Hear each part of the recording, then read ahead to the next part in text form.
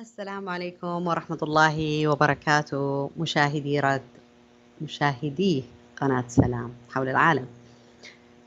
يتجدد اللقاء بكم اليوم الثلاثاء مع موضوع من المواضيع الاجتماعية المهمة جدا. نحن نحاول دائما من خلال قناة سلام الإعلامية نحن نسلط الضوء عليها حتى نساعد في فهم كيف يمكن التعامل معها. اليوم حلقة اليوم بإذن الله تعالى راح تكون بعنوان الزواج الناجح. طبعا ممكن نشكك نحن أنه في زواج ناجح أو في زواج ناجح نحن نعرفه لكن معاييره مختلفة. فاليوم راح نتكلم عن إيش هو الزواج الناجح ومتى يكون الزواج ناجح وكيف نعرف أن احنا في زواج ناجح أو راح نكون بإذن الله ندخل في زواج يكون ناجح في المستقبل بإذن الله تعالى. طبعا موضوع الزواج هو من المواضيع المعروفة يعني والشائعة، ومع الأسف الشديد في الآونة الأخيرة صار أكثر الزواج ينتهي بالطلاق، والأسباب حقت الطلاق هي كثيرة جدا، احنا ما راح نتطرق إليها الآن لأنه مهمنا الآن نتطرق لأسباب الزواج أساسا. ليش الواحد بيتزوج؟ هل بيتزوج الإنسان لأنه يبغى يتزوج وبس، ولا لأنه يعني يسوي زي ما سووا الناس، ولا هو رغبة حقيقية عنده أنه هو يكون أسرة وعنده خطة لهذه الأسرة وعنده مشروع يبغى يبنيه ويأسسه ويوجده في هذه الأسرة أو في هذه العلاقة الزوجية. هذا مهم جدا بالدرجة الأولى إن احنا نعرفه، لأنه إذا الإنسان يبغى يتزوج زي ما الناس تسوي معناها كل شيء في حياته راح يقوم فيه كما يقوم به الناس، فما راح يفرق معاه كثير وما راح يفكر أساسا كيف ممكن يكون زواجه زواج مميز. طيب، هم في العالم إجمالا سووا دراسة لموضوع الزواج الناجح حتى يعرفوا ليش في زواج ناجح وهل بالفعل كل زواج ناجح ولا لا. اكتشفوا أنه الناس اللي يتزوجوا بشكل عشوائي يتزوجوا بس تقريبا بعد 10 سنوات ب15 سنة ممكن ينفصلوا، احتمال كبير الانفصال وارد. والسبب أنه الناس تخربط تماما في موضوع الزواج التقاء رجل وامرأة، فهنا في عندنا أسس لبناء هذه العلاقة، بس أسس نفسية ما هي يعني معقدة تماما، هو شيء استعداد الشخص الرجل واستعداد المرأة للدخول في هذه العلاقة. ففي أشياء نفسية لازم تكون موجودة أو يوجدها الزوجين أو الراغبين بالزواج سواء كانوا امرأة ورجل حتى يستطيعوا أنهم يكونوا علاقة مميزة جدا. ما ينفع أن الرجل مثلا يكون مستعد لأجل أنه يخلق حياة زوجية سعيدة والمرأة غير مستعدة، ولا ينفع أن المرأة هي اللي تكون مستعدة لإنجاح الزواج والرجل غير مستعد، لأنه هذه الشغلة تتعلق بطرفين، فكلا الطرفين هما مسؤولين لإنجاح هذا الزواج. طبعا احنا لما نقول الزواج الناجح ليس المقصود منه الزواج الخالي من المشاكل، لا على الإطلاق، بالعكس وجود المشاكل هو اللي يعرف كل طرف بالثاني نقاط الضعف والقوة في هذه العلاقة وما يحتاج إصلاحه وما يحتاج إضافته فيها. وفي هذه العلاقة اللي فيها مشاكل ينضج الزوجان وتتضح عندهم الرؤية في هذه العلاقة الزوجية كيف لازم تكون. بل بالعكس إنه الزوجين لو ما يكون عندهم مشاكل هنا معناها عندنا إحنا مشكلة كبيرة، مشكلة إنه هم معناها غير سعيدين، لأنه بطبيعة الحال الناس المختلفة والزوجين بطبيعة الحال هم مختلفين، جاي من بيئات مختلفة، من أفكار مختلفة، من ثقافة مختلفة، من موروثات مختلفة. طبيعي جدا أنهم يتصادموا حتى يوجدوا لنفسهم مع كثرة التصادم أرضية، أو يوجدوا أرضية مشتركة يتفقوا من خلالها. فقصدنا بالزواج الناجح هو الزواج الذي يستطيع فيه الزوجان أن يعيشا معا بدون ما يحمل أي واحد منهما الحقد والضغينة في داخل قلبه، أو بدون ما يكون عنده تراكمات سلبية تجاه هذه العلاقة. طيب، أول شيء في الزواج الناجح اللي لازم نعرفه نحن هو أنه الزوجين بعض الأحيان لما يرغبوا أنهم يرتبطوا في عندهم توقعات. الرجل يتوقع أشياء معينة من المرأة التي خطبها ويبغى يتزوجها، والمرأة تتوقع أشياء معينة من الرجل اللي قبلت أنها هي تنخطب له وتصير زوجته. فالتوقعات هنا مشكلة. ليش مشكلة؟ لأنه بعض الأحيان المرأة تتوقع شيء غير واقعي بالنسبة للرجل. ممكن الرجل يكون في أول حياته، ممكن يكون لسه ما استقر ماديا، فهي تقبله في البداية الحماس، يعني خليها تقول طيب أنا موافقة عليه، مو مشكلة، على مهلنا نبني حياتنا، على كده على كده، خلاص.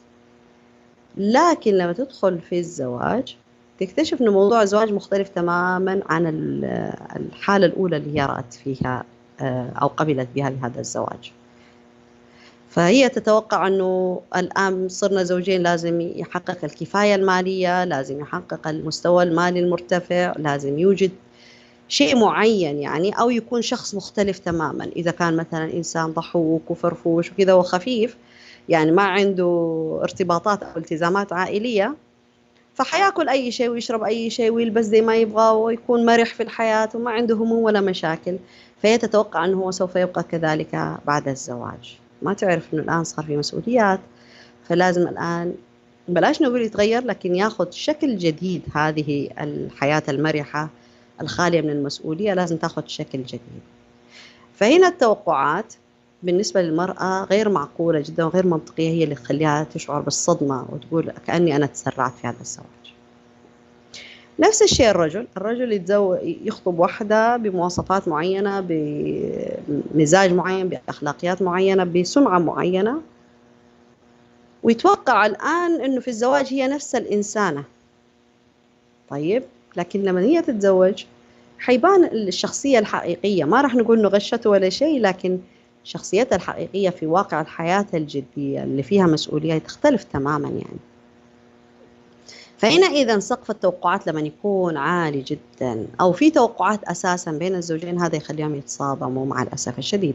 فهنا حتى يوجدوا زواج ناجح في بداية حياتهم يجب أن يتقبل الرجل والمرأة كلاهما زي ما هو بدون توقعات، ويعتبر أنه أي شيء جديد قاعد يحدث في حياتهم أو اكتشاف هو اكتشاف ممتع للرحلة الزوجية فقط، لكن مش توقعات يعني. فما أتوقع شيء. فإذا جاءت الأمور زي ما أبغى مثلا من هذا الرجل، معناها كويس، خير وبركة، اتضحت شخصيته في عالم المسؤوليات. ونفس الشيء بالنسبة للمرأة، إذا ظهر لي طريقة تصرف أو تفكير مختلف تماما أقبله والتمس لها العذر، لأنه هي بطبيعة الحال الآن هي في موضع المسؤولية. فإذا هنا التوقعات يجب أن تتوقف أو يكون لها ضبط معين حتى يستطيع الزوجان أن يعيش حياتهما بسهولة ويسر. طيب، هذا الزواج الآن لما يقوم على ضبط التوقعات معناها لازم يبنى على أشياء معينة، كمان أشياء نفسية معينة. يبنى الزواج الناجح على الحب. طبعا الحب مو الحب الرومانسي، الحب اللي هو بدون ضابط، الحب القائم فقط على المشاعر، إنما قصدنا فيه الحب القائم على العقل، الحب المبني على أساس العقل. فيبنى الزواج على هذا الحب، ويبنى على الاحترام والتسامح. طيب، ليش الحب؟ الحب يعني يجعل حياة الرجل والمرأة حياة هادئة مطمئنة. الحب الغير مشروط. الحب الغير مشروط يعني الرجل يحب المرأة بعيوبها، بأخطائها، بحسناتها، بسيئاتها، بضعفها، بقوتها، بكل حالاتها. والمرأة نفس الشيء. في هذا الحب القائم على العقل والحب الغير مشروط، معناها لازم تقبل الرجل بفقره، بغناه، بقوته، بضعفه، بنقاط ضعفه، بقوته، بهفواته، بجديته، بكل شيء. بأخطائه بكل شيء، تقبله بدون ما تحاول تغييره وبدون ما يحاول الرجل تغيير المرأة. ليش طيب نقول بدون ما يحاول الرجل والمرأة تغيير كلاهما البعض؟ لأنه هذه معركة فاشلة يعني. بدل من تغيير الرجل للمرأة ومحاولة تغيير المرأة للرجل، الأفضل أن كل واحد فيهم يغير نفسه للأفضل وما يشغل نفسه بالطرف الثاني، لأنه بشكل تلقائي راح يتغير. لكن لما أضيع أنا جهدي كامرأة والرجل يضيع جهده كرجل في أنه يغير المرأة، والله مو عاجبني كذا ومو مش عارفة، هو يقوم فقط بعملية التصادم، فيتصادم مع المرأة والمرأة تتصادم مع الرجل، وكثرة التصادم ده يولد حالة من النفور بين الطرفين. حالة النفور هذه حيكون في إيش؟ عدم المحبة. عدم المحبة معناها هنا انفصال عاطفي بعد يصير يعني بين الرجل والمرأة، فيصير اللي يجمعهم في هذا البيت إذا كان في أبناء فقط الأبناء، لكن ما يجمعهم أي شيء آخر. فإذا هنا إحنا الحب بالعقل أو الحب الغير مشروط هو من الأساسيات أو من الدعائم التي يبنى عليها الزواج الناجح. وهذا الحب طبعا رح يضفي على حياتهم كثير من السكينة والطمأنينة، وراح يكون لحياتهم معنى مختلف تماما من خلال إيش؟ حديث النبي صلى الله عليه وسلم: التمس لأخيك 70 عذرا فإن لم يكن له عذر فقل لم تعلم، يعني إذا خلصت 70 عذر أن يقول المرء لعل لأخي عذرا وأنا لا أعرف. هذا هو الحب الغير مشروط، التماس العذار على طول الخط، وصفاء النية وصفاء القلب. لأن الله سبحانه وتعالى بهذا الحب الغير مشروط بصفاء النية وصفاء القلب يحفظ كلا الزوجين، أو الأحسن أو الأفضل نية من بعضهما البعض، فيبين لكلا الطرفين إيش الحسنات تبع هذا الشخص وإيش هي سيئاته، فيقدر إنه إيش يتدارك هذه الأمور. فالتماس الأعذار هو أكثر شيء نحتاجه نحن في الزواج الناجح. طيب لما نقول التماس الأعذار، بعضنا ممكن يقول طب على طول الخط راح التمس العذر للرجل وللمرأة؟ أنا في رأيي أقول نعم، على طول الخط لازم نلتمس العذر، لكن في فرق بين التماس العذر ومناقشة الشيء. لما يحدث حالة قصور من الرجل والمرأة أنا ألتمس العذر، لكن حتى لا أدع مجال للشيطان أن يدخل ويتداخل مع هذه الأفكار ويشككني في حسن نواياي، أناقش ما يزعجني أو ما رأيته من قصور مع الطرف الآخر. المرأة والله شافت قصور ولا سلوك غير مقبول من هذا الرجل، تلتمس له العذر، ممكن زعلان، ممكن متضايق، ممكن ما عنده، ممكن تخلص الممكن كله، لكن في لحظة هدوء وصفاء تجلس تستفهم من هذا الرجل: ما بك؟ طيب لما تسأل وتستفهم مو كمحقق إنما كصديق، تسأل حتى تعرف إيش المشكلة، ممكن في خطأ صاير من عندها، ممكن صار تصرف أزعجه، ممكن في شيء مضايقه، ممكن في مشكلة وهو ما يبغى يطلعني عليها، ممكن. فهنا التوضيح هذا هو حيساعدنا للمستقبل في التماس الأعذار. نفس الشيء الرجل يشوف شيء مثلا يضايقه من هذه المرأة أو شيء يكدره، يلتمس لها العذر، ممكن تعبانة اليوم مع الأولاد، ممكن منزعجة، ممكن طفشانة، ممكن في أمر يعني هي مكدرها وما تبغى تقول لي عليه، ممكن حتى فقط إنه يحفظ قلبه سليما وصدره صافيا تجاهها. لكن في لحظة هدوء يسألها: ما بك يا فلانة؟ أنا شفت كذا وكذا وكذا، عسى ما شر، عسى ما صار شيء، بهذا الشكل الدافئ يعني. طبعا التساؤلات اللي بهذا الشكل لما تحدث هي اللي حتخلينا طول الوقت نحن نلتمس الأعذار. أنا ما أبغى أتكلم عن الحالات اللي الناس تتكلم فيها مثلا إنه ما يصح وإذا سوينا زي كده راح يصير في حالة تمادي وإلى آخره، هذا موضوع مختلف تماما. لكن أنا جالسة أفهم هنا أو أطرح إنه إيش هو مفهوم الزواج الناجح، كيف نحكم على زواجي أنا أو زواجك أنت إنه هو ناجح أو غير ناجح. طيب فإذا هذا مما يساعد أيضا هذا الحب أو حسن التماس الأعذار ومناقشة ما نراه وما نسمعه وما نشعر به مع الطرف الآخر، هو مما يساعد على زيادة الحب والمودة بين الطرفين. ودائما أذكر وأرجع أقول إن الحب يكون حب غير مشروط بدون أي شروط، خلاص أقبل الإنسان وهذه الإنسانة في حياتي زي ما هم بدون أي تعديلات أو محاولة التغيير. طب خلوني أقول فقرة مهمة جدا هنا. مو معقول اني انا ما اغير من الرجل اللي شفت سلوكيات سيئة، او ممكن تيجي امرأة تقول او رجل يقول مو معقول اشوف اشياء تزعجني في هذه المرأة وما احاول اغيرها. احنا ما قاعدين نقول لا تحاول تغير، احنا قاعدين نقول لا تقاتل في مسألة التغيير، ولا تجي بشكل مباشر لعملية التغيير. وانت ايتها المرأة لا تجي بشكل مباشر عشان تغير الطرف الاخر، انما اسأل نفسك انا والله يزعجني هذا السلوك، ايش لازم اسوي؟ اغيره؟ هذا الاجابة البديهية. لا، مو لازم اغيره، هذه الاجابة الاخيرة. قبل ذلك أنا لازم أفكر كيف أقدر إذن أخفف من وطأة هذا الشيء المزعج بالنسبة لي حتى أستطيع أني أتعامل معه. ممكن هذا الطبع ما يتغير، كيف أتعامل معه أنا؟ هل أركز عليه ولا أركز في الحسنات وأركز في المزايا الأخرى؟ معناها إذا أنا ركزت في مزايا هذا الرجل وفي حسناته، وهذا الرجل ركز في مزايا هذه المرأة وفي حسناتها، راح ينصرف بصره تلقائيا عن الأمر الذي يزعجه في الطرف الآخر. فلما ينصرف هذا البصر تلقائيا عن هذا الأمر المزعج، إيش اللي راح يصير بشكل تلقائي؟ راح يختفي هذا السلوك من المشاهدة أو من الواقع، وراح دائما يكون عندنا موجود السلوكيات التي نحبها. بهذا الشكل يتغير الطرف الآخر، وهذه الطريقة طبعا تجنبنا عملية التصادم التي لا فائدة منها. طيب، الأساس الثاني الذي يبنى عليه الزواج الناجح الاحترام. ممكن أنا هنا أطرح سؤال: هل أتزوج أو أعيش مع شخص يحترمني ولا يحبني؟ ممكن غالبية الغالب أو بعضنا 50% تقول نحترم، بعضنا يقول على أساس الحب، يعني مثلا يحبني أكثر. كلاهما صحيح، لكن في شيء مهم جدا لازم نعرفه: الاحترام يجلب الحب، لكن الحب مش بالضرورة يجلب الاحترام. هذه قاعدة في الحياة. إنسان أنا أحترمه، هذا الرجل يحترم هذه المرأة والمرأة تحترم هذا الرجل. والاحترام إيش معناها؟ معناها التقدير، معناها الاهتمام، معناها الإنصات، معناها الاستماع، معناها الطاعة، معناها التوقير، معناها مدحه أمام الناس ومن وراء الناس، معناها ذكر حسنات هذا الشخص أمام الناس وأمام نفسه، وذكر حسناته أيضا من خلفه. معناها أن أنا أقدر كل شيء يقدم لي هذا الرجل وهذه المرأة في حياتي، إيش ما يكون.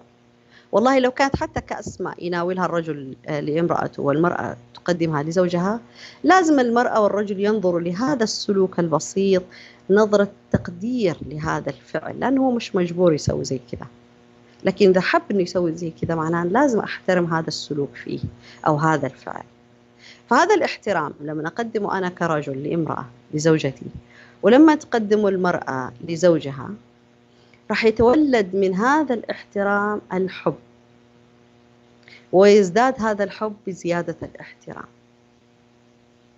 وهذا الاحترام طبعا الذي يبنى في هذه العلاقة يؤثر على الأبناء في المستقبل، ويؤثر على الجميع، يؤثر على أهل الزوجة ويؤثر على أهل الزوج، ويؤثر على المحيط الكامل جدا أو الحياة التي يعيشون فيها في داخل مجتمعاتهم وبيئاتهم.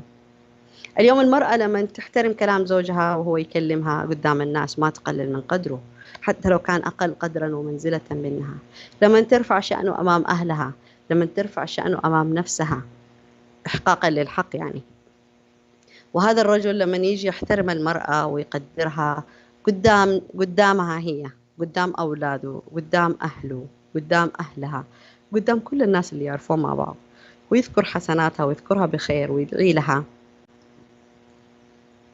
إيش راح يترتب عليه؟ راح يترتب عليه إنه كل واحد راح يحب الثاني حب غير مشروط، حب مطلق. لكن لما يكون أساس العلاقة مبني على أنه يحب الرجل المرأة والمرأة تحب الرجل، معناه راح يغلطوا مع بعض كثير جدا، وراح يتعبوا في هذه العلاقة. ليش؟ لأن الحب مكلف، لازم يراعوا في مشاعر بعض، لازم يقبلوا بعض ببعض الشروط، لازم يكون عندهم ضوابط معينة، لازم يكون عندهم حدود يرسموها مع بعضهم البعض حتى يحافظوا على هذا الحب الذي لم يقم أساسا على أساس الاحترام، ويقبلوا على بعضهم البعض أي شيء، حتى الكلام السيء على بعضهم البعض يقبلوه، لأنه أنا يعني مثل المرأة تحب الرجل لكنها مستعدة تسمع كلام يسوءه، وبعد كذا لما تيجي تعتذر له تقول له أنا والله مو قصدي، أنا أساسا أنا أحبك أنت تعرف. طب إيش استفدنا من ذا الحب إذا كان هذا الحب يدفعك إنك تقولي كلام سيء لهذا الرجل؟ ونفس الشيء للرجل لما يقسو على هذه المرأة ويقلل من احترامها، وبعدين أنا أساسا قلت هذا الكلام عشاني أنا أحبك وعشان أنا أبغى مصلحتك. إيش الفائدة من هذا الحب بعد ما جرحها وأشعرها بالإهانة في داخلها؟ إذا المهم في علاقة الرجل والمرأة أو ما يبنى عليه الزواج الناجح هو الاحترام وليس الحب. الاحترام يجلب معه الحب والكثير من الحب، لكن الحب لن يجلب معه الاحترام بطبيعة الحال، لأنه الحب حالة شعورية أو شيء يقوم على مشاعر هذا الرجل وعلى مشاعر هذه المرأة مع بعضهم البعض. طيب احنا طالعين فاصل، وبعد الفاصل راجعين بإذن الله تعالى نتكلم على الأساس الثالث الذي يبنى عليه الزواج الناجح اللي هو التسامح، وراح نتكلم عنه بشيء من التفصيل حتى تتضح الصورة إيش معنى التسامح والمسامحة والغفران الذي يجب أن يكون في حياة الرجل والمرأة في الزواج الناجح. رايحين طالعين فاصل، لا تروحوا بعيد، خليكم معنا.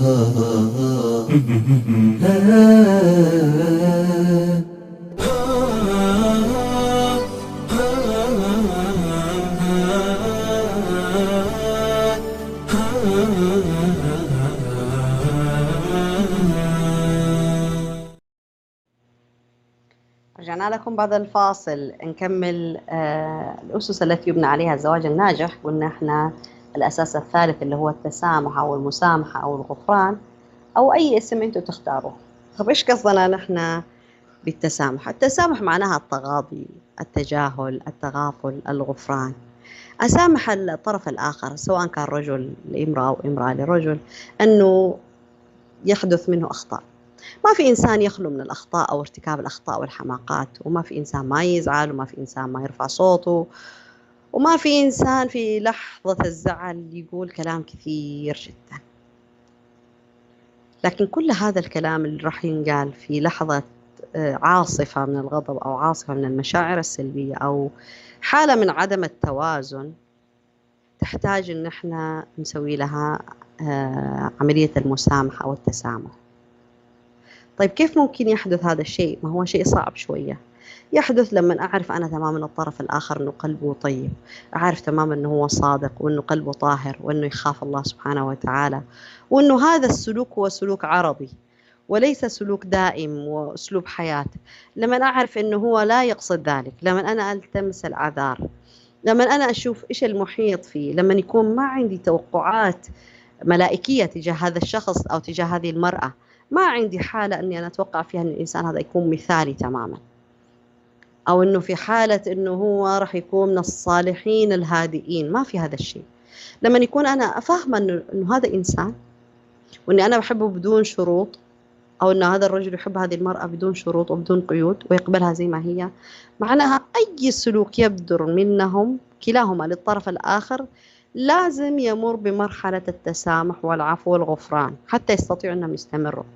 تخيلوا رجل يقف للمرأة على كل شيء، على كل زل، على كل كلمة، على كل نفس، وكذلك المرأة تخيلوها تقف على الرجل في كل شيء، في كل شاردة واردة، فين رحت وفين جيت، ليش قلت كذا وليش قلت لي وليش طالعتني وليش ما أعطيتني وليش سويت وليش فعلت وليش وليش وليش وليش. كيف شكل حياتهم هذه راح تكون؟ كيف راح يكون مساءهم أساسا إذا بدأوا الحوار في النهار بهذا الشكل؟ في الليل لما يجلسوا مع بعض كيف راح يتكلموا ويتفاهموا؟ راح يكونوا مشحونين.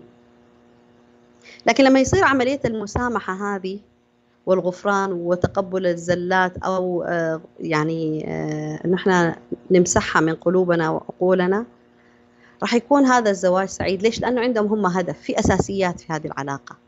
هذا الرجل كويس وهذه المرأة كويسة وهذا أخلاقه جيد وهذا كذا وهذا كذا، في مواصفات جيدة جدا في صفات الرجل والمرأة مع بعضهم البعض أو في علاقتهم.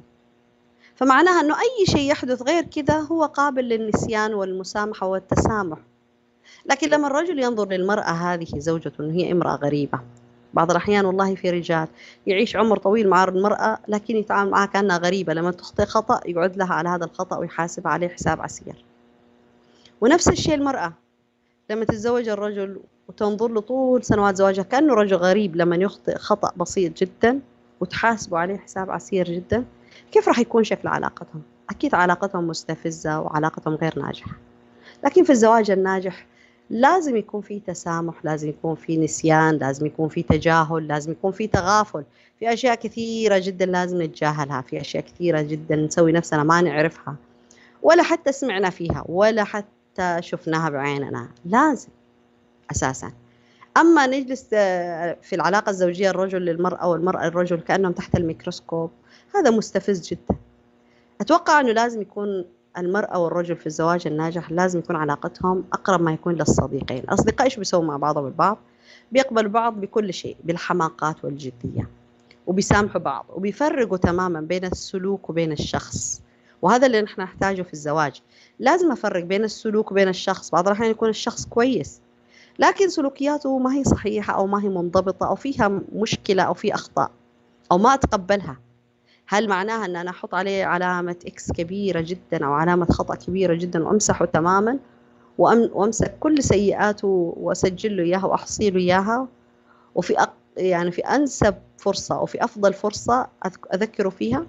ونفس الشيء الرجل لازم يفرق بين المرأة كشخص وبين سلوكياتها. نحن مو نفس الشيء ترى، لأن سلوكياتنا نحن تخضع لحالتنا المزاجية، حالتنا الشعورية، واقعنا، ضغوطات اللي نمر فيها، حالة الصحة، المرض، حتى حالة الطقس. لما يتغير الإنسان مزاجه يتعكر، بعض الناس يعني يعصبوا تماما لما يتغير الطقس. فهنا في فرق تماما بين السلوك وبين الشخص. لذلك لازم أنظر لما أسامح أنظر للشخص وليس السلوك. السلوك أناقشه فيه وأتكلم معاه فيه، لكن هو كشخص أنا أقبله على الإطلاق وأسامحه وأغفر له. وليش؟ لأنه كمان نحن لازم نذكر نفسنا زي ما أنا أبغى الشيء لنفسي لازم أريده للآخرين. من باب إيش؟ يعني لا يؤمن أحدكم حتى يحب لأخيه،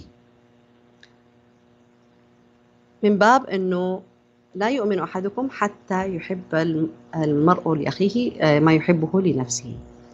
فهنا إذن لما أنا أبغى كامرأة أنه زوجي يسامحني على كل أخطائي وعلى كل هفواتي وعلى كل ضعفي وقوتي، معناها أنه أنا كمان لازم أقبل أني أنا أسامح هذا الرجل على كل شيء يسويه. هذه 3 أساسيات هي اللي تحفظ الزواج وهي اللي تساعد على بناء أو تكوين الزواج الناجح. طب كيف نعرف نحن أنه هذا الزواج ناجح أو غير ناجح؟ نعرفه بعدة أمور. أول شيء حالة الاستقرار التي يكون فيها الزوجان مع بعضهما البعض. الزواج مستقر، لما نقول مستقر معناها إيش؟ يعني الرجل والمرأة يختلفوا ويتزاعلوا وعندهم مشاكل لكنهم ما يضطروا أنهم يدخلوا أحد في النص، لا يدخلوا أولادهم ولا حد يعرف، ولا يدخل أهل البنت ولا أهل الولد ولا أي أحد، كلاهما يجلس مع بعض دائما يحلوا المشاكل أول بأول ويضعوا النقاط على الحروف. فهذه حالة الاستقرار النفسية اللي تكون بين الزوجين، هذه علامة من علامات الزواج الناجح. يقدر كل واحد فيكم يشوف موضوع الزواج الناجح الآن في حياته من خلال بحث موضوع الاستقرار. هل أنا مستقر مع زوجتي؟ الاستقرار والهدوء والسكينة موجودة ولا غير موجودة في هذه العلاقة؟ ثاني شيء من علامة من علامات الزواج الناجح اللي هو الانسجام. الانسجام معناها إيش؟ إن الرجل والمرأة يقدروا يتعاملوا مع بعضهم البعض بسلاسة، فاهمين بعض. يعني فاهمين بعض، لما نقول فاهمين بعض حتى بالنظر يتكلموا مع بعض، حتى بإشارات خفية غير مرئية، حتى بكلام غير مسموع يقدروا يفهموا بعضهم البعض ومنسجمين في هذه العلاقة. فتلاقي الرجل والمرأة تقريبا الأشياء اللي يحبوها زي بعض، النشاطات اللي يحبوا يمارسوها تقريبا زي بعض، الاهتمامات زي بعض. مو لازم تكون 100% زي بعض لكنهم منسجمين فيها، وكل الاختلاف الذي يحدث بينهما هم بيقبلوا هذا الاختلاف وبيتعاملوا معاه أنه هو إضافة لحياتهم البعض. بعض الرجال مثلا يحبوا أشياء معينة النساء ما تحبها، لكن هي تشوف أنه هذه إضافة جيدة لحياتها، يعني مش قضية كبيرة توقف عندها وتحاول تغير للرجل فيها وتقبله زي ما هو زي ما احنا قلنا. فهذا الانسجام في العلاقة من علامة من علامات الزواج الناجح. من علامات الزواج الناجح أيضا الحوار الهادئ. الحوار الهادئ اللي هو بصوت منخفض، باختيار وقت مناسب، يتكلموا مع بعض. ولما نقول نتكلم مو دائما لازم تكون كلام في المشاكل، لا، ربما يكون كلام الرجل والمرأة في المستقبل، في خطط المستقبل، في خطط للحياة، في رحلة يبغوا يطلعوها، في يوم يبغوا يجلسوا فيه بهدوء، ممكن في شيء يخص الأبناء، ممكن في عمل تطوعي أو في مشروع يقوم به الرجل والمرأة لخدمة من حولهم مثلا من العائلات، أو مثلا في محاولة تقريب وجهات النظر بين عائلاتهم، فتلاقيهم دائما كلامهم هادئ مع بعض، كلامهم هادئ صوتا، كلامهم هادئ من خلال اختيار الألفاظ اللي يتكلموا فيها مع بعضهم البعض، يراعوا بعض أثناء اختيار الكلمات، كأنهم يتعاملوا مع بعض أنهم غرباء اليوم، ودائما يشعروا نفسهم كأنهم هم غرباء مع بعضهم البعض، فيختاروا كلماتهم بعناية، ويختاروا الكلمات التي يستطيعوا أنهم يتحببوا فيها مع بعض. فتلاقي المرأة لما تكلم الرجل تقول لو سمحت، من فضلك، لو تكرمت، كذا البداية الكلام دائما اللي تختارها الزوجة للحوار مع زوجها. والرجل نفس الشيء، والزوج لما يتكلم مع زوجته دائما يتبع كلامه بالدعاء لها بطولة العمر، وإن الله يعطيها الصحة والعافية، ويشكرها ويقدرها ويثني عليها ويسمعها كلام لطيف. هذا الحوار الهادئ علامة من علامات هذا الزواج الناجح، لأن الرجل والمرأة لما يسووا هم ما راح يتكلفوا، إنما راح يكون طبيعة في سلوكهم، لأنه أساسا هم يحبوا بعضهم البعض حب غير مشروط، وأيضا هم يحترموا بعضهم البعض، فالاحترام يستلزم أيضا أن يكون فيه حوار هادئ مع بعضهم البعض. من علامات أيضا الزواج الناجح القدرة على حل الأزمات. أي أزمة يمر فيها الزوجين هم قادرين على حلها، إيش ما تكون طبيعة هذه الأزمة. بعض الأزمات الواحد يحتاج إنه طرف ثالث يدخل فيها، لكن هما الزوجان المتفاهمان المنسجمان مع بعضهم البعض ما يدخلوا أبدا أي شخص في هذا الشيء. طيب إيش الفائدة إنهم ما يدخلوا؟ لأنهم عارفين تماما الآن إنه دخول أي طرف ثالث في هذه الأزمة أو في هذه المشكلة لحلها هو زيادة مشكلة، كأنهم هم كشفوا نفسهم للآخرين. طبعا إحنا ما نقول هنا أن الإنسان ما يطلب المساعدة من الآخرين، في بعض الأحيان لما يمر في الزواج بمنحنى شوية صعب أو بمشاكل معقدة أو بمشاكل ما هم قادرين الزوجين يوصلوا فيها لنقطة التقاء، في سوء فهم، إحنا ما نقول نحن ما ندخل طرف ثالث، لكن لازم يكون الطرف الثالث اللي يدخل قصده الأساسي أو الهدف الأساسي من إدخاله إنه يحافظ على هذا الزواج الناجح الموجود في هذه العلاقة، وليس حل المشكلة والوقوف في طرف يعني في طرف الزوج مثلا ضد الزوجة، ولا الوقوف بجانب الزوجة تجاه الزوج، لا، إنما يحل الشيء أو يبين الحلول المناسبة مع مراعاة أنه يحافظ على فكرة الزواج الناجح الموجودة في هذه العلاقة. مشكلتنا نحن في الزواج نفسه إنه الأشخاص اللي نختارهم ندخلهم في حل مشاكلنا هم أشخاص أساساً عندهم مشاكل مو قادرين يحلوها، فلما يجوا يبغوا يحلوا مشاكلنا يتخربطوا بين مشاكلنا ومشاكلهم، فالحلول اللي يعطونا إياها حلول غير منطقية وغير واقعية أساساً وغير قابلة للتطبيق، لذلك يفشلوا في هذا الأمر. لكن في الزواج الناجح في الغالب الزوجين هم بيحلوا مشاكلهم بهدوء مع بعضهم البعض، حتى أنهم بعض الأحيان بيختاروا شكل غريب جدا من أشكال الحلول للمشاكل والأزمات، أنهم يبتعدوا عن بعضهم البعض فترة حتى يستطيعوا إيجاد حل مناسب.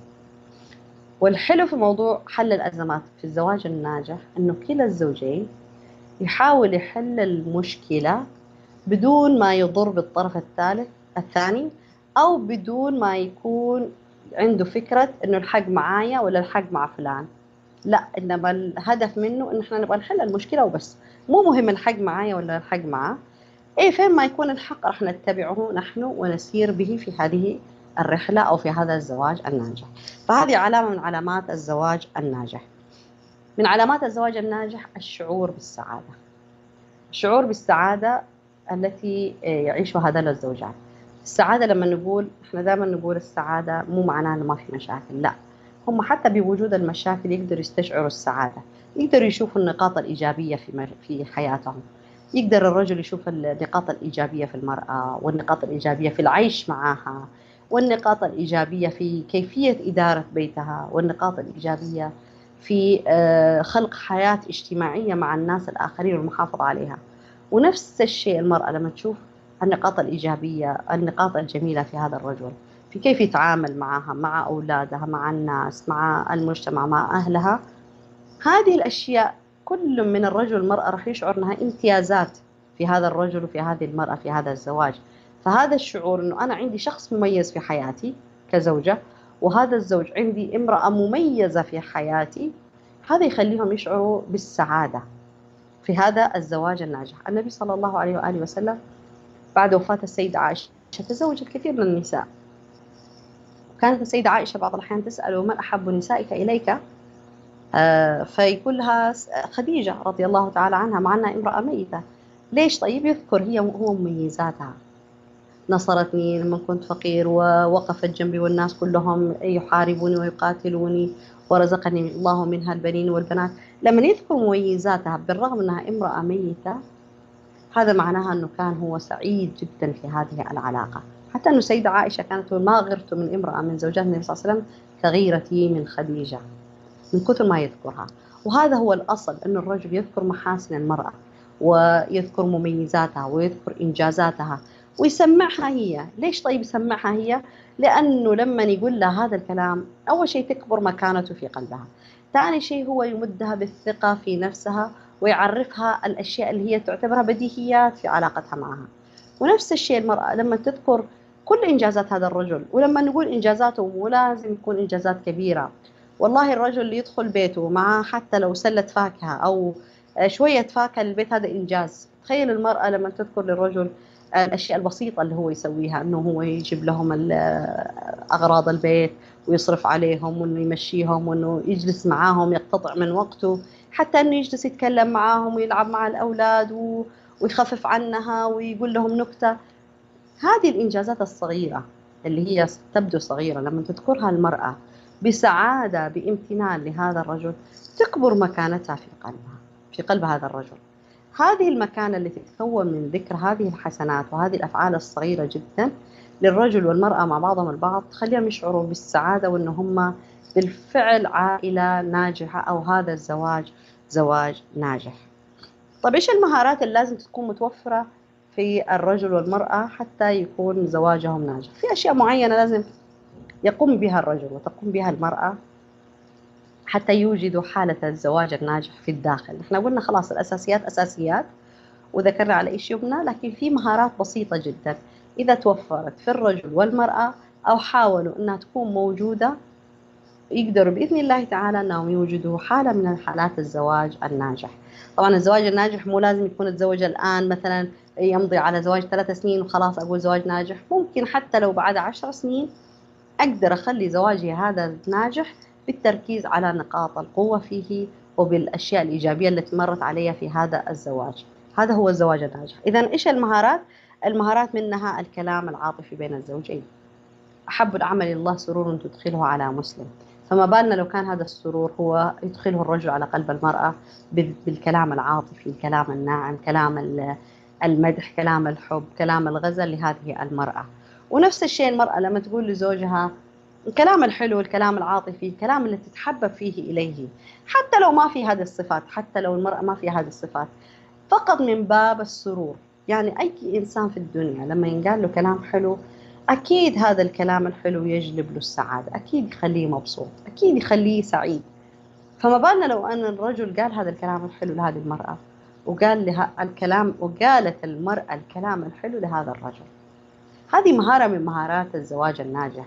أكيد أنه راح يكون بإذن الله تعالى زواجهم سعيد، لأنه الكلام الحلو دائما يغسل كل شيء، يغسل القلوب من الهموم والغموم، يغسل القلوب من الزعل والغضب والحساسيات، يغسل النفوس، وهو مما يغضب الشيطان ويسر الرحمن.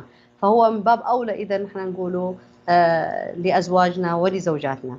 المهارة الثانية اللي هي مهارات الزواج الناجح، اللي هي احترام الأفكار والمشاعر.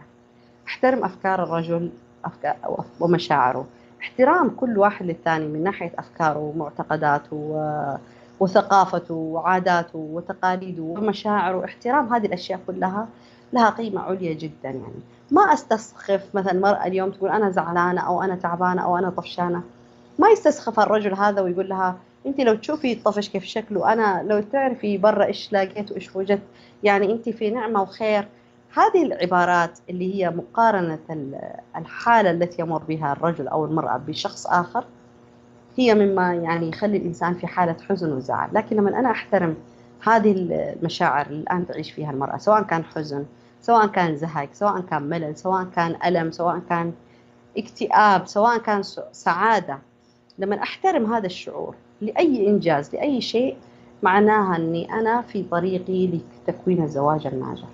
ولما أحترم أفكارها ما أستسخفها، ما أقول والله إيش عرفك أنت أصلا ما تعرف إيش في الحياة برا. ونفس الشيء المرأة لما تستسخف عقلية الرجل أو أفكاره التي يطرحها، أو تستسخف مشاعره أو حساسيته أو أي شيء من هذه الأشياء، هذا يدمر الحياة الزوجية أو يدمر العلاقة بين الزوجين. لكن هنا احترام أفكارنا واختلاف هذه الأفكار، ونحترم مشاعر بعضنا البعض، ونحترم الأشياء التي نقوم فيها واهتماماتنا، مهارة من مهارات الزواج الناجح. كمان من المهارات المهمة جدا الهدايا، تقديم الهدايا في الوقت المناسب. تهادوا تحابوا قال النبي صلى الله عليه وسلم. والهدايا مو لازم تكون غالية، ربما يكون الهدية والله بطاقة صغيرة مكتوب فيها كلمات حلوة، ممكن تكون هدية وردة، ممكن يكون هدية قلم، ممكن يكون هدية حتى كأس من الشاهي. مو لازم يكون في مبالغة في موضوع الهدايا. لما نقول هدايا دائما يفهم منها أن لازم أتكلف ولازم أشتري ولازم، لا، الهدية قيمتها قيمة معنوية. يعني لما تهدي إنسان شيء لازم يكون في نية، ولازم يكون في معنى من الهدية. مو مهم المعنى المادي، مو لازم أقدم هدية غالية حتى أني أنا أعرف قدري وقيمتي قدام هذا الرجل ولا قدام هذه المرأة، على الإطلاق. بالعكس، كل ما تكون الهدية بسيطة جدا وتلقائية جدا وسهلة أن أحصل عليها وأقدمها، لكن أختار لها التوقيت المناسب، هي هذه لها أثر عظيم جدا.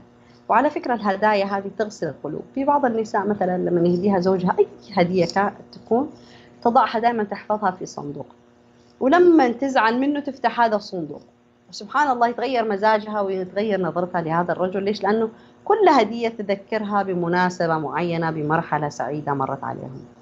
طبعا ممكن في مجتمع الرجال شوية موضوع صعب إنه يحتفظ بالهدايا، لكن عادة الرجال يعني يتذكر دائما إذا المرأة تهدي شيء في مناسبة معينة، حتى لو كانت هدية صغيرة، مجرد إن هي تتذكره هذا ما ينسى الرجل، دائما في باله إذا تذكرته المرأة بأي شيء من الأشياء. فإحنا طبعا ما نقدر نقول للرجال كونوا زي النساء في إنه والله جمعوا الهدايا ولا لا تجمعوا الهدايا، لا، مسألة نسبية. لكن تقديم الهدايا مهم جدا حتى إنه يفهم الرجل والمرأة إنه هم ما انتهت تاريخ صلاحية علاقتهم كزوجين وكحبيبين. الهدايا دائما تذكرنا إنه في طرف آخر في الحياة يشاركنا النجاح، يشاركنا السعادة، يشاركنا الحزن، يشاركنا الرحلة في الحياة الدنيا، يشاركنا كل اللحظات اللي احنا نكون موجود فيها. يعني هو هذا تذكير لنا انه هذا الشخص هو اهم شخص في الحياة، سواء كان زوج سواء كانت زوجة. فهنا اذا من مهارات الحياة الزوجية او الزواج الناجح تقديم الهدايا بغض النظر عن قيمة الهدايا. كل ما تكون الهدية بسيطة وكل ما تكون مليئة بمشاعر، هي راح يبقى أثرها وقت طويل جدا. من مهارات الحياة الزوجية أيضا التغافل والتجاهل. كثير من الزواج الناجح يمر بصعوبات كثيرة جدا، لكن ليش هو ناجح؟ لأنه كلا الزوجين عندهم قرارات أنهم يتغافلوا ويتجاهلوا وما يوقفوا على الوحدة ويطنشوا ويكبروا راسهم زي ما يقولوا ويشوفوا الأمور عادية جدا، ويجي اليوم الثاني خلاص قفل صفحة اللوم اللي قبله وبدأ بداية جديدة، سواء كان رجل أو امرأة. مو نحن نروح اليوم الثاني والثالث والرابع من علاقتنا في الزواج ونحن نحمل نفس المشاعر السلبية والآلام والكلمات المؤذية ولا أي شيء مزعج مثلا. لا، لازم يكون كل يوم هو بداية جديدة، وهذه البداية الجديدة تتحقق فقط أنه أنا أتغافل وأتجاهل وأطنش كل ما حدث اليوم، وما أحط راسي على المخدة سواء كان رجل أو امرأة، إلا وأنا مصفي النية تجاه هذا الرجل وتجاه هذه المرأة وتجاه هذه العلاقة. وكل ما يكون علاقتنا في الزواج هي ابتغاء رضا الله سبحانه وتعالى، ونحن نقوم فيها بأداء الحقوق والواجبات، معناها إنه هذا الزواج بإذن الله تعالى ما راح يكون زواج ناجح فقط، إنما راح يكون زواج ناجح ومبارك. طيب، عندنا كمان من مهارات الزواج الناجح العين والأنف والأذن. إيش قصدنا بالعين والأنف والأذن؟ الإنسان سواء كان رجل أو امرأة يحب يشوف شيء حسن، يحب يسمع شيء كويس، ويحب يشم أطيب الريح. وهذا أساسا من الحقوق والواجبات بين الزوجين، أنه يحافظوا أنه عينهم دائما تقع على الأشياء الجميلة في شكلهم الخارجي، في سلوكياتهم، في كلماتهم، في روائحهم مع بعضهم البعض. زي ما الرجل يبغى من المرأة أنها تكون جميلة ومتعطرة وكلامها حلو ولسانها حلو ورائحتها جميلة، كذلك المرأة تطلب من الرجل نفس الشيء. طبعا نفس الشيء لما نقول يكون شكله حلو، متهندم نظيف ومرتب، ويكون متعطر، ويكون كلامه حلو. ليش؟ لأنه الأذن تعشق قبل العين أحيانا. بعض الأحيان يكون الرجل والمرأة جميلين جدا، لكن كلامهم ما هو طيب، ولا كلامهم جميل، ولا هو كلامهم لطيف، ولا كلامهم من النوع الذي يبرد على القلب، ولا هو ما يفرح القلب. فيتكون في داخل القلب إيش؟ يتكون الكراهية. لكن بعض الأحيان يكون الرجل والمرأة قليلي الحظ من الجمال الظاهري، لكن ما شاء الله تبارك الله يحافظوا على نظافة بدنهم وروائحهم الطيبة وكلامهم طيب، فيقع في قلب الرجل والمرأة هذه المحبة. لذلك لا نستهين بمسألة الأذن. الأذن تعشق قبل العين أحيانا. لا تغتر المرأة أنها تكون حلوة جدا لكن كلامها سيء، وتعتمد على هذه الجمال وهذه الحلاوة اللي عندها، لأن الرجل راح ينفر منها. ليش؟ لأنه حيبدأ ينظر لها من خلال أذنه، من خلال ما يسمع منها. ونفس الشيء المرأة، لا يغتر الرجل إذا كان كريم وجميل ولطيف وكل شيء من الكلام السيء اللي ممكن يسمعه زوجته، لأنه راح تبدأ تنظر له من خلال أذنها، فتبدأ تتعلم على كراهيته بسبب هذا الكلام المؤذي الذي لا يراعي فيه مشاعرها وأحاسيسها. لذلك لا نغفل مسألة الأنف والعين والأذن في مسألة الزواج الناجح. في النهاية الزواج الناجح دائما يقوم على أساس الحقوق والواجبات التي تؤدى، وعلى أساس الرحمة، وعلى أساس المعاشرة بالمعروف، وعلى أساس ولهم مثل الذي عليهن بالمعروف. بهذا الشكل نحن نقدر نؤسس الزواج الناجح. الزواج مسألة ما هي معقدة ولا هي سهلة، لكن لما الإنسان يفهم كيف يكون زواجه زواج ناجح وزواج سعيد وزواج مبارك، تكون الرحلة في هذه في العلاقة الزوجية هي رحلة أساسا ممتعة جدا، لأنه الإنسان الزوج والزوجة كل يوم راح يتعلموا أشياء جديدة من خلال تواجدهم مع بعض، من خلال احتكاكهم مع بعض، من خلال تصادمهم مع بعض، من خلال أنهم بيتشاركوا كل شيء، حتى السعادة، حتى الأشياء التافهة لما يتشاركوها راح يتعلموا كيف يحبوا بعضهم البعض حب غير مشروط، ويحترموا مع بعضهم البعض، ويصلوا بإذن الله تعالى إلى الزواج الذي يحبه الله ويرضاه. هذا كان موضوع حلقة اليوم من الزواج الناجح. أسأل الله سبحانه وتعالى أن يجعل زيجاتنا كلها من الزواجات الناجحة السعيدة المباركة. أترككم في حفظ الله ورعايته، على أمل أن ألتقي فيكم إن شاء الله الأسبوع القادم في نفس الموعد مع موضوع جديد من المواضيع الاجتماعية بحفظ الله ورعايته. والسلام عليكم ورحمة الله وبركاته.